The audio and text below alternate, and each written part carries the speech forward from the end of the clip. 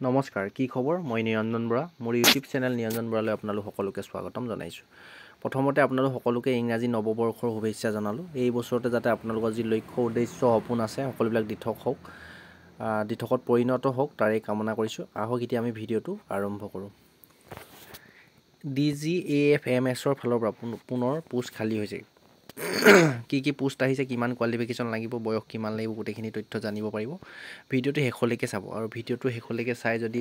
মোৰ চেনেলটোৰ পৰা আপোনালোকৰ লাভ হ'ব বুলি ভাবে তেন্তে 2025ত যদি আপোনাৰ সপোনবিলাক দিঠক কৰোঁ বুলি ভাবে তেন্তে ছাবস্ক্ৰাইব কৰি ৰাখিব যিকোনো চাকৰি ওলালে আপোনালোকৰ আপডেট পাব আৰু কণ্টিনিউ ভিডিঅ'খিনি চাই আপুনি চাকৰিটোৰ বা পোষ্টটোৰ প্ৰতি যদি যোগ্য হয় তেন্তে এপ্লাই কৰি থাকিব পাৰিব DGAFMSৰ ফুল ফৰ্ম হ'ল director general of armed forces medical services New Delhi এইটো recruitment notice group C civilian post হয় ডিফেন্সৰ পোষ্ট হয় কিন্তু চিভিলিয়ান পোষ্ট হয় তাৰপিছত আপোনালোকে এপ্লাইটো চাই লওক এপ্লাই ষ্টাৰ্ট হ'ব 7 জানুৱাৰীৰ পৰা এপ্লাই ষ্টাৰ্ট হ'ব আৰু লাষ্ট ডেটটো হৈছে 6 ফেব্ৰুৱাৰী মানে ধুনীয়াকৈ এক মাহলৈকে আপোনালোকে এপ্লাই কৰি থাকিব পাৰিব নেম অফ দ্য পোষ্টখিনি এইফালে চাব আপোনালোকে একাউণ্টেণ্টৰ পোষ্ট আছে stenographer grade 2 lower division clerk store keeper photographer ফায়াৰমেনৰ য'ত নেকি আপোনালোকে চিম্পল মেট্ৰিক পাছ কৰিয়ে এপ্লাই কৰিব পাৰিব আৰু লগতে কুক আছে কুকতো মেট্ৰিক পাছ কৰি এপ্লাই কৰিব পাৰিব লেবৰেটৰীত এটেণ্ডেণ্ট আছে মাল্টিটাস্কিং ষ্টাফ আছে তাতো মেট্ৰিক পাছ কৰি এপ্লাই কৰিব পাৰিব ট্ৰেডমেন মেট আছে তাতো মেট্ৰিক পাছ কৰি আপোনালোকে এপ্লাই কৰিব পাৰিব ৱাছাৰমেনতো পাৰিব তাৰ কাৰ্পেণ্টাৰ জইনাৰ আৰু টিন স্মিথছ এইকেইটা পোষ্ট টেকনিকেল পোষ্টৰ য'ত নেকি ITI লাগিব কিমান ধৰণৰ কোৱালিফিকেশ্যন গোটেইখিনি জানিব পাৰিব আৰু ক'ত কিমানটা পোষ্ট আছে গোটেইখিনি যদি কৈ যাওঁ বহুত দীঘলীয়া হৈ যাব ভিডিঅ'টোৰ ডেছক্ৰিপশ্যনত যিটো টেলিগ্ৰাম চেনেলৰ লিংক আছে টেলিগ্ৰাম চেনেলটো আপোনালোকে জইনিং হৈ ল'ব তাতে এই নটিছখন দি দিম কোনটো কাষ্টত কিমানটা পোষ্ট আছে গোটেইখিনি আপোনালোকৰ তথ্য নিজে চাই ল'ব পাৰিব যথেষ্টখিনি পোষ্ট আছে টোটেল 113টা পোষ্ট আছে আৰু 11টা পোষ্ট এক্স ছাৰ্ভিচমেনৰ কাৰণে আছে এক্স ছাৰ্ভিচমেনৰ পোষ্টকেইটা এক্সট্ৰা পোষ্ট হয় তাৰপিছত এতিয়া আপোনালোকৰ পোষ্টটো আৰু এজ লিমিট আৰু বয়সটো আৰু কোৱালিফিকেশ্যন কিমান লাগে গোটেইখিনি আমি চাই লওঁ একাউণ্টেণ্টৰ পোষ্টটোৰ কাৰণে জেনেৰেলে 18 পৰা 30লৈকে পাৰিব SC ST 5 বছৰ OBC 3 বছৰ প্লাছ কৰিব মানে 33 বছৰলৈকে OBC SC ST 35 বছৰলৈকে এপ্লাই কৰিব পাৰিব কিন্তু এইটো ডিগ্ৰী কমপ্লিট কৰা হ'ব লাগিব একাউণ্টেণ্টৰ পোষ্টটোৰ কাৰণে আৰু য'ত নেকি কমাৰ্চৰ পৰা ডিগ্ৰী কমপ্লিট কৰিব লাগিব তেতিয়াহে আপোনালোকে এপ্লাই কৰিব পাৰিব তাৰপৰা ষ্টেন'গ্ৰাফাৰ গ্ৰেড 2ত আপোনালোকে 12 ক্লাছ পাছ কৰিলে পাৰিব কিন্তু লগতে স্কিল টেষ্ট হ'ব মানে 80 ৱৰ্ডছ পাৰ মিনিটত আপোনালোকে টাইপিং কৰিব পাৰিব লাগিব তেতিয়াহে ষ্টেন'গ্ৰাফাৰ গ্ৰেড 2 পোষ্টত এপ্লাই কৰিব পাৰিব বয়সটো 18 পৰা 27 বছৰলৈকে OBC 30 বছৰলৈকে পাৰিব SC ST আপোনালোকৰ 32 বছৰলৈকে পাৰিব তাৰপৰা LDC লোৱাৰ ডিভিজন ক্লাৰ্কৰ কাৰণে আপোনালোকে 18 পৰা 27 বছৰলৈকে জেনেৰেল ল'ৰা ছোৱালীয়ে পাৰিব ল'ৰা ছোৱালী সকলোৱে এপ্লাই কৰিব পাৰিব ইয়াত আপোনালোকৰ OBC হ'লে 30 বছৰলৈকে পাৰিব SC ST হ'লে আপোনালোক 32 বছৰলৈকে এপ্লাই কৰিব পাৰিব তাৰপিছত আপোনাৰ কোৱালিফিকেশ্যনটো LDC ৰ কাৰণে বা 12 ক্লাছ মানে হাই ছেকেণ্ডেৰী পাছ কৰিলে হ'ব কিন্তু পাৰ মিনিট 1 মিনিটত আপোনালোকৰ 35টা ৱৰ্ড ইংৰাজীত আৰু হিন্দীত হ'লে 30টা ৱৰ্ড হিন্দীত হ'লে আপোনালোকে 30টা ৱৰ্ড আৰু ইংৰাজীত হ'লে 35টা ৱৰ্ড টাইপিং কৰিব পাৰিব লাগিব তেতিয়াহে পোষ্টটোত ইলিজিবল হ'ব তাৰপিছত আপোনালোকৰ আনটো পোষ্ট চাই লওঁ ষ্ট'ৰ কিপাৰৰ কাৰণে আপোনালোকৰ 18 বছৰৰ পৰা 27 বছৰলৈকে জেনেৰেল পাৰিব SC ST 5 বছৰ আৰু OBC 3 বছৰ প্লাছ কৰিব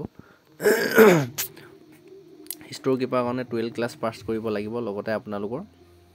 1 year এক্সপিৰিয়েঞ্চ লাগিব তেতিয়াহে ষ্ট'ৰ কিপাৰত এপ্লাই কৰিব পাৰিব তাৰপিছত ফটোগ্ৰাফাৰৰ পোষ্ট আছে তাতো 18 পৰা 27 বছৰলৈকে জেনেৰেল SC ST 5 বছৰ OBC 3 বছৰ প্লাছ কৰিব 12 ক্লাছ পাছ কৰিব লাগিব আৰু ডিপ্ল'মা ইন ফটোগ্ৰাফাৰত আপোনালোকে ডিপ্ল'মা কৰিব লাগিব আৰু 1 বছৰ বা এক্সপিৰিয়েঞ্চ থাকিলেও হৈ যাব ফায়াৰমেন এইটো মষ্ট ইম্পৰ্টেণ্ট পোষ্ট হয় য'ত নেকি সকলোৱে এপ্লাই কৰিব পাৰিব ল'ৰা ছোৱালী সকলোৱে পাৰিব ফায়াৰমেনত 18 পৰা 25 বছৰলৈকে এপ্লাই কৰিব পাৰিব জেনেৰেল EWS ল'ৰা ছোৱালীয়ে আৰু SC ST যদি হয় তেতিয়া 30 বছৰলৈকে পাৰিব OBC হ'লে আপোনালোকে 28 বছৰলৈকে এপ্লাই কৰিব পাৰিব চিম্পল মেট্ৰিক পাছ কৰিলে এপ্লাই কৰিব পাৰিব হাইটটো চাই 165 চেণ্টিমিটাৰ ল'ৰাৰ কাৰণে লাগে আৰু ছোৱালীৰ কাৰণে 155 চেণ্টিমিটাৰ লাগে আৰু যদি 5 চেণ্টিমিটাৰ ৰিলেক্সন আছে for candidate male and female of hill area মানে আমাৰ অসমৰ কাৰণে ল'ৰা হ'লে 160 চেণ্টিমিটাৰ হাইট হ'লে হৈ যাব আৰু ছোৱালী হ'লে 150 চেণ্টিমিটাৰ হাইট হ'লে আপোনালোকে এপ্লাই কৰিব পাৰিব আৰু ল'ৰাৰ ৱেইটটো মিনিমাম 50 কেজি 50 কেজি থাকিব লাগিব ছোৱালী হ'লে 43 কেজি থাকিব লাগিব আৰু চেষ্ট ল'ৰাৰ কিন্তু চেষ্টখন লাগিব 81.5 চেণ্টিমিটাৰ ছোৱালী কোনো 5 চেণ্টিমিটাৰ ফুলাই 85 চেণ্টিমিটাৰ হ'ব লাগিব ল'ৰাৰ ছোৱালী কোনো ধৰণৰ চেষ্ট নোজোখে তাৰপৰা আই চাইজ আপোনাৰ চকু ডিষ্টেঞ্চটো থাকিবলৈ 6/6 মানে যেটো মেডিকেল টেষ্ট হ'ব তাত আপোনাৰ 6/6 ল'ৰা ছোৱালী সকলোৱে থাকিব লাগিব তাৰপিছত এণ্ডুৰেন্স টেষ্টত হ'ব কেয়াৰিং ল'ৰাৰ কাৰণে কেয়াৰিং এ মেনৰ ল'ৰাৰ কাৰণে আপোনালোকে 63.5 kg দাঙি আপোনালোকে 183 metre 183 metre distance within 96 second মানে 63.5 kg দাঙি লৈ দৌৰিব লাগিব 183 মিটাৰ 96 ছেকেণ্ডৰ ভিতৰত আৰু 2.7 মিটাৰ মানে 9-10 ফুট মান আপোনালোকে লং জাম্প মাৰিব লাগিব 3 metre vertical rope using hand and feet মানে 3 মিটাৰ ওপৰলৈ ৰছী আৰু ভৰি সহায়ত আপোনালোকে বগাই যাব লাগিব তাৰপিছত টেকনিক্যাল দিছে যে most have under fire fighting আপোনালোকৰ ষ্টেট গভৰ্ণমেণ্ট হওক বা মেট্ৰিক পাছৰ কৰিলেও এপ্লাই কৰিব পাৰিব ফায়াৰমেনত কিন্তু আপোনালোকৰ ফায়াৰ ফাইটিং কোৰ্চ কৰা হ'ব লাগিব মিনিমাম 30 দিনৰ হ'ব লাগিব মানে ফায়াৰ ছাৰ্ভিচত যিসকলে ট্ৰেইনিং লৈ থয় তেওঁলোকেহে এপ্লাই কৰিব পাৰিব আৰু আপোনালোকৰ মিনিমাম 30 দিনতকৈ কম হ'লে নহ'ব ল'ৰা ছোৱালী সকলোৱে 30 দিনৰ ওপৰত আপোনালোকে কোৰ্চটো কৰা হ'ব লাগিব তেতিয়াহে এপ্লাই কৰিব পাৰিব চিম্পল মেট্ৰিক পাছ কৰাৰ লগতে তাৰপিছত কুকমেনত কিন্তু কোনো ধৰণৰ এক্সট্ৰা আপোনালোকে একো নালাগে মেট্ৰিক পাছ কৰিলে পাৰিব ইয়াত দিছে প্ৰফিচিয়েঞ্চি ইন ট্ৰেড মানে ভাতৰ আপোনাৰ ভাত বনোৱাৰ কামটো জানিলেই হ'ল বুলি কৈছে আপোনালোকে এপ্লাই কৰিব পাৰিব বয়সটো হ'ল 18 বছৰৰ পৰা 25 বছৰলৈকে জেনেৰেল আৰু SC ST 5 বছৰ SC ST হ'লে 30 বছৰলৈকে আৰু OBC হ'লে 28 বছৰলৈকে পাৰিব ল'ৰা ছোৱালী সকলোৱে আৰু লেবৰেটৰী এটেণ্ডেণ্টৰ 18 পৰা 27 বছৰলৈকে মেট্ৰিক পাছ কৰিলে পাৰিব আৰু লেবৰেটৰী এটেণ্ডেণ্টৰ আপোনালোকৰ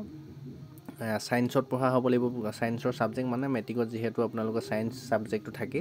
যিকোনো এটা সাবজেক্ট থাকিলে আপোনালোকে এপ্লাই কৰিব পাৰিব মানে মেট্ৰিক পাছ কৰিলে আপোনালোকে এপ্লাই কৰিব পাৰিব MTSত 18 পৰা 25 বছৰলৈকে ল'ৰা ছোৱালী জেনেৰেল EWS পাৰিব SC ST 5 বছৰ 30 বছৰলৈকে OBC হ'লে 28 বছৰলৈকে পাৰিব কোনো এক্সট্ৰা একো নালাগে চিম্পল যদি জেনেৰেল মেট্ৰিক পাছ কৰিছে তেন্তে আপোনালোকে MTS মাল্টিটাস্কিং ষ্টাফত এপ্লাই কৰিব পাৰিব তাৰপিছত আহিলে ট্ৰেডছমেন মেট তাতো বয়সটো হ'ল 18 পৰা 25 বছৰলৈকে SC ST 30 বছৰলৈকে OBC হ'লে 28 বছৰলৈকে এপ্লাই কৰিব পাৰিব মেট্ৰিক পাছ কৰিব লাগিব আৰু লগতে ফৰ্ম এক্স সাৰ্ভিসমেন অফ এপৰেট ট্ৰেড মানে এক্স সাৰ্ভিসমেনহে পাৰিব এইখিনি আপোনালোকৰ ট্ৰেডছমেন মেটৰ আপোনালোকৰ মানে এইকেইটা আপোনাৰ বিভাগত কাম কৰা হ'ব লাগিব আগতে বুকমেন ফিটাৰ ৱেল্ডাৰ এইখিনি তাৰমানে যদি এক্স সাৰ্ভিসমেন হয় নিশ্চয় জানিব এক্স সাৰ্ভিসমেনহে পাৰিব ট্ৰেডমেন মেট পোষ্টত এপ্লাই কৰিব তাৰপিছত ৱাছাৰমেনতো বয়সটো আপোনালোকে 18 পৰা 25 বছৰলৈকে জেনেৰেল SC ST 30 বছৰলৈকে OBC হ'লে 28 বছৰলৈকে পাৰিব চিম্পল মেট্ৰিক পাছ কৰিলে পাৰিব প্ৰফিচিয়েঞ্চি ইন দা ৰেসপেক্টিভ ট্ৰেড মানে জানিলে হ'ল কামটো তাৰপিছত কাৰ্পেণ্টাৰ জয়নাৰতো 18 পৰা 25 বছৰলৈকে SC ST 30 বছৰ OBC হ'লে 28 বছৰলৈকে পাৰিব মেট্ৰিক পাছ কৰিলে পাৰিব আৰু certificate in trade from A recognised board মানে ITI কৰি থকা হ'ব লাগিব আপোনালোকৰ কাৰ্পেণ্টাৰত তেতিয়াহে এই কাৰ্পেণ্টাৰ জয়নাৰ পোষ্টত এপ্লাই কৰিব পাৰিব তাৰপৰা ট্ৰেডছমেনতো আপোনালোকৰ 18 পৰা 25 বছৰলৈকে SC ST 30 বছৰলৈকে OBC হ'লে 28 বছৰলৈকে পাৰিব মেট্ৰিক পাছ কৰাৰ লগতে সাৰ্টিফিকেট থাকিব লাগিব মানে ITI কৰিব লাগিব ট্ৰেডছমেনত আপোনালোকে ITI কৰি থাকিব লাগিব তেতিয়াহে এপ্লাই কৰিব পাৰিব ITI সাৰ্টিফিকেট থাকিলে নাইবা 3 বছৰ এক্সপিৰিয়েঞ্চ থাকিব লাগিব তেতিয়াহে আপোনালোকে এপ্লাই কৰিব পাৰিব বয়সটো গম পালে কেতিয়াৰ পৰা এপ্লাই ষ্টাৰ্ট হ'ব সেইখিনিও গম পালে এতিয়া OBC আপোনালোকৰ বয়সটো আপোনালোকৰ দিছে হিচাপ কৰিব লাষ্ট ডেট যেহেতু লাষ্ট ডেট ফেব্ৰুৱাৰী মাহৰ 6 তাৰিখলৈকে 7 তাৰিখলৈকে যেহেতু 6 তাৰিখলৈকে যেহেতু আছে তাৰ আগত আপোনালোকৰ এইজটো ক্যালকুলেট কৰিব SC ST 5 বছৰ OBC 3 বছৰ আপোনালোকৰ এইজ ইলেকশ্যন পাব এইখিনি প্ৰথমতে আপোনালোকৰ ৰিটেন এক্সাম অনুষ্ঠিত হ'ব ৰিটেন এক্সামত আপোনালোকৰ 100 মাৰ্কৰ কুৱেশ্যন আহিব তাৰপিছত আৰু টাইপিং স্কিল টেষ্ট বা ফায়াৰমেনৰ কাৰণে যিখিনি হাইট চেজ জোখাৰ ৰানিং বা ৱেট ডঙা যিখিনি হ'ব সেইখিনি পাছ কৰিলে হ'ব কোৱালিফাইং নেচাৰ তাৰপৰা এক্সামত কি আহিব চাই লওক general knowledge reasoning numerical aptitude general English general awareness এইকেইটা ছাবজেক্টে আহিব আৰু জেনেৰেল ইংলিছৰ ছাবজেক্টকেইটা আহিব ৰিটেন এক্সামৰ পিছতে আপোনালোকৰ টোটেল পোষ্টটোৰ হিচাপত 7-8 টাইম মানে আপোনাৰ এটা যদি পোষ্ট আছে 7টা ল'ৰা পাছ কৰাব বুলি কৈছে 2 ঘণ্টা হ'ব এক্সাম পাছ কৰাৰ পিছতে আপোনালোকৰ প্ৰেক্টিকেল টেষ্ট হ'ব ফিজিকেল টেষ্ট বা টাইপিং টেষ্ট গোটেইখিনি হ'ব এইখিনি আপোনালোকৰ অনলাইন এপ্লাই কৰিব লাগিব ৱেবছাইটটো হৈছে https://dgafme24.online এপ্লিকেশ্যন আপোনালোকে এই যিটো DGAFMৰ অফিচিয়েল এডভাৰটাইজমেণ্ট অফিচিয়েল আপোনালোকৰ ৱেবছাইট আছে তাত গৈ আপোনালোকে অনলাইন এপ্লাই কৰিব লাগিব কোনো ধৰণৰ অফলাইন নহয় এইটো অনলাইন এপ্লাই কৰিব লাগিব আৰু মোষ্ট ইম্পৰ্টেণ্ট আপোনালোকে এক্সামো দি দিছে ফেব্ৰুৱাৰী মাৰ্চ 2025 মানে ফেব্ৰুৱাৰী যদি আপোনালোকৰ 6 তাৰিখে শেষ হয় হয়তো ফেব্ৰুৱাৰী লাষ্টলৈ আপোনালোকে এক্সাম হ'ব পাৰে নাইবা মাৰ্চ মাহত এক্সাম হ'ব বুলি ইয়াত ধুনীয়াকৈ দি দিছে এইখিনি আপোনালোকে ইনফৰমেশ্যনটো দিলোঁ এই নটিছখন ডেছক্ৰিপশ্যনৰ টেলিগ্ৰাম চেনেলটোতে দি দিম তাত আপোনাৰ টেলিগ্ৰাম চেনেলত জইনিং হৈ আপোনালোকৰ নটিছখন নিজে ভালদৰে পঢ়ি ল'ব যদি পোষ্টখিনিৰ প্ৰতি ইণ্টাৰেষ্টেড হয় তেন্তে এপ্লাই কৰিব পাৰিব